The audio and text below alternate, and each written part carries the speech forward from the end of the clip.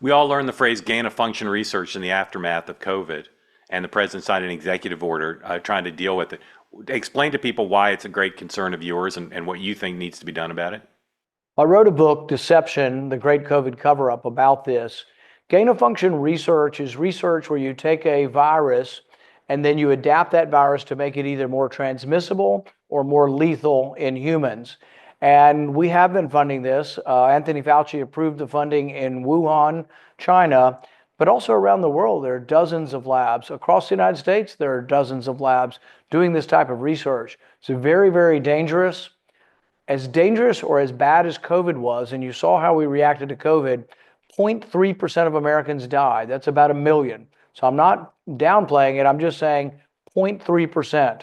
There are viruses in the lab that can kill 50%, but they're not very transmittable from human to human. So for example, avian flu, which you've heard a lot about, is dangerous, but you mostly get it directly from the birds. So people who handle chickens or handle birds have gotten this in the United States, a handful.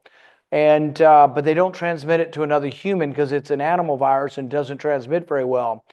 I think to take avian flu, though, and work on it in the lab and pass it through animals over and over again to adapt it so it attaches and infects humans is a death wish. I think it's because accidents happen. Even the safest labs have accidents. Allison Young wrote a book a few years ago, and she documented like 1,500 different accidents just in our country. And we're probably the safest on the planet. And still these inadvertent accidents happen. So no, I think particularly if it's taxpayer money, we need to have oversight of this. And so I have a bill called the Risky Research Review Act, which would create a presidential commission of scientists that would oversee and determine what should be funded and what should not be funded. Does the president support your bill? I can't speak directly for him. Many of his administration do, and they'll have to speak for themselves. But I can tell you I've discussed it with Robert Kennedy, Jay Bhattacharya at NIH, as well as Marty McCary at FDA. I've discussed it with a lot of scientists.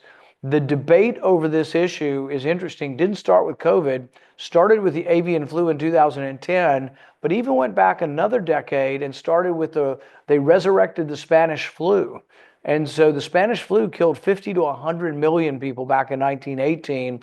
And the idea of having the Spanish flu, being manipulated in lab and made to be either more dangerous, infectious is worrisome. But this debate's been going on about 20 years. We've shown our bill to many scientists, and our bill is heavy on not an absolute ban, but letting scientists who are experts in this field look at it and make a judgment.